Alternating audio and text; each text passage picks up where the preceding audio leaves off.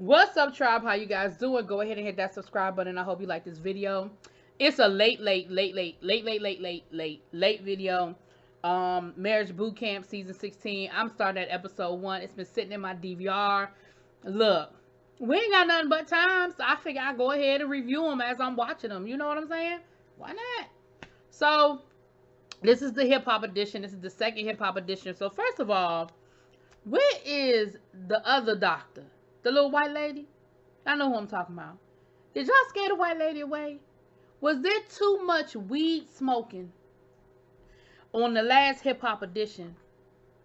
Did y'all scare the little white lady away? That's number one. Number two, I can appreciate that this season, it seems like they're not using the stereotypes of hip hop. Last season when they did the hip hop edition, I was really irritated at the beginning, like the first episode, because I feel like they used a whole lot of stereotypes that I felt were patronizing. They had them drinking, they had 40s, and they had this, and they had that.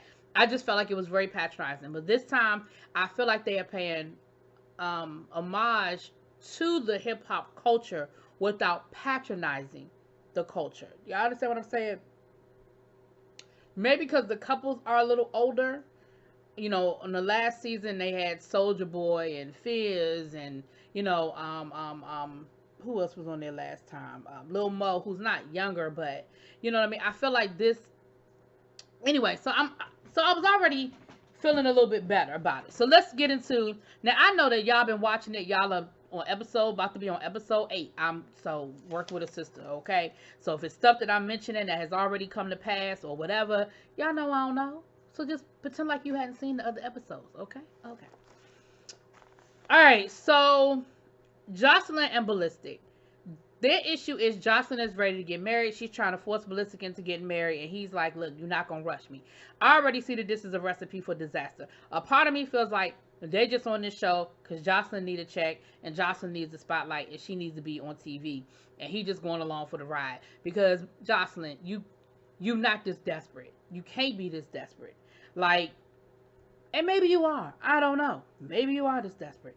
But it's never a good thing when you're trying to force somebody into marrying you. Even if he says yes, even if he acquiesces, in my mind, I would always be thinking he's only doing it because I forced him into it, not because he was ready to do it. But okay. Styles and Adusha, Adasia. That sounds better. Adasia. They have been together forever. They've been married for they've been together for 24 years, married for 13 years, and they're there because they're boring. They said the romance is gone. They're just kind of going through the motions. There has been infidelity. I remember them on Black Love. Y'all remember them on is a TV one that does the Black Love series, and they talked about the infidelity and how they got through it and dealt with it. The other thing that they're dealing with or dealt with is, well, dealing with, because you never get over something like this, the death of a child by suicide. As a parent, you never get over the death of a child. I know my mom still deals with my brother not being here. I know my dad does in his own way, but my mom is a lot more visible with my mom. But through suicide, there's got to be an extra layer there, because there's always a level of what could I have done differently when someone takes their own life. So they're dealing with that, and you get into that 7-year itch. I guess in their case, a 13-year itch. So they're dealing with that. Bianca and Chosen. I'm just going to let y'all know now. I'm a little biased about Bianca because I didn't like her on Love and Hip Hop, and I didn't like what she did to Remy Ma, because I felt like the way she came for Remy Ma and tried to put that woman back in jail on some bullshit, I feel like was real fucked up. So I'm gonna try to be unbiased, but I'm telling y'all now so y'all can get in the comments and be like, you biased. I am. But her and her boyfriend are there because they fight all the time. They came in matching blue hair. Like, her signature is blue hair. She wears these blue wigs all the time. So he has his hair dyed, a patch of his hair is dyed blue. They've been together off and on, I think they said, for 2 years. No. That was Jocelyn and Ballistic that have been together off and on for 2 years. Bianca and Chosen, I don't even know if they've been there for a year. But their issue is that they always fight. She doesn't trust him. He said something about her taking a $200 Uber from New York to Philadelphia to whoop a bitch ass. First of all, what? Who taking a Uber to a fight? Because what happens when you get to the fight and you get your ass beat? Because first of all, you taking an Uber into her neighborhood where she live and you don't have no escape route. How you taking an Uber to a fight? Second of all, I will never understand women who blame the woman. Now she said, well, she shouldn't be saying stuff to me to make me want to fight her. No, your boyfriend shouldn't give her ammunition to say shit. Okay. Misha and Stu. Now, Misha thing is that she feels guilty because she, well, first of all, she has a lot of baggage from her past relationships. She's been in, some very high-profile abusive relationships. Not to rehash it, y'all can go Google her. Y'all can read all up on it if you don't already know. But she feels guilty because she's dating a younger guy. It's long distance. She feels like, she's lived her life, and maybe if he hooks up with her, she may be stopping him from living his life. She feels like he's not attracted to her body type, because, she's older. Let me say this, Miss Chalet. I'm going to agree with you to a certain extent that maybe he ain't attracted to your kind, because I think maybe he ain't attracted to your kind, like the female kind. Like, he might be on the other side of the fence. I'm just saying. But this is an issue that a lot of women who date younger men deal with. It's funny, men don't never have that problem dating a younger woman. They don't never feel like they stopping her from living her life, or they going to hold something up, or they going to block something. They don't never have that issue. But when it's a woman dating a younger man, oh, they always want to feel like, oh, I'm stopping them from living their life. Oh, they're this. Oh, it's that. Oh, the. Girl, but I think you got other issues, Miss Chalet. I'm just saying. Cee Lo and Shawnee. I always revel in these reality shows like this. They always get that superstar couple. And all of these couples have names. Well, except for maybe Bianca. All of these couples, because Bianca thinks she's already a superstar, and you had one hit single 10 years ago.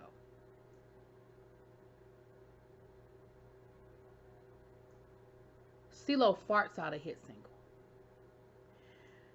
Now, we know that Cee Lo sort of he was a victim of his own mouth a few years ago. He was on The Voice, and he was this, and he was that. And that sort of knocked him off. He made some comments about rape. Again, I'm not going to get into that. I'm not going to rehash it. But I think that it's one of those situations where, through time, Cee Lo did a good thing. He went the hell away. Now, granted, he tried to open up his mouth and he made the situation worse. But then when he made it worse, he said, you know what? I'm just going to go the hell away. He went away. And I think people are at a point where they're ready to forgive him and move on. You see what I'm saying? So this is a great opportunity, Cee Lo, for you to sort of just kind of test the waters and see what reception you will get from mainstream if you try to come back out here. So him and his wife, fiance, they're dealing with, I think they're dealing with the same issue. We've been together for this amount of time. Are we going to shit or get off the pot? Like, are we ready to take that next step or not? Okay. So they have the first thing. They do a red carpet event, a hip hop award show. And of course, they're giving away these awards that nobody wants to win. So the first award is most turned up. That goes to Bianca and Chosen, because of course, like you said, they can't stop fighting, child. Fear of missing out, Misha and Stu. And we found out he's a chef as well. So Chef Stu, he calls himself Chef Stu. And what I just kind of went through, the whole, I don't want him to miss out on da-da-da-da-da. The most unlit couple, obviously, is Styles P and his wife. They done already told y'all they unlit, child. The ill communicator, we have Cee Lo and his fiance, and then Ride or Die's Jocelyn and Ballistic, which is interesting because I guess I don't know. I didn't get the whole Ride or Die thing. That one kind of went over my head. I'm not gonna lie. I was like, So they got to hang out a little while they were finishing up getting the rooms ready. Now, generally in marriage boot camp, the couples hate their rooms. I mean, usually the rooms are so, I don't know, so ridiculous that the couples are like, hell no, I'm not staying in this room. This room is the. Now, while they were waiting for their rooms, for the most part, they were getting along. Y'all know how that is. That first day, everybody getting to know each other. Everybody's friends. Everybody's cool on that first day. Until people really start digging beneath the surface and really start getting into who's who, what's what, and how it's broken down, you know. So yeah, they go up to their rooms, and I mean the rooms. The only like Bianca and Chosen love their room because their room is decorated like a boxing match, and they got all the boxing equipment, and they in there boxing, child. They done thrown each other in the pool already, child. Anyway, Misha hates her room. She's the only one that I think absolutely hated her room. And again, I didn't really understand the decoration for her room. They had all these younger women, and I understood the symbolism, but I just didn't, like someone who's already subconscious about feeling like their significant others attracted to other women. Why the fuck are you decorating the room with all these other women? Like, that one went over my head.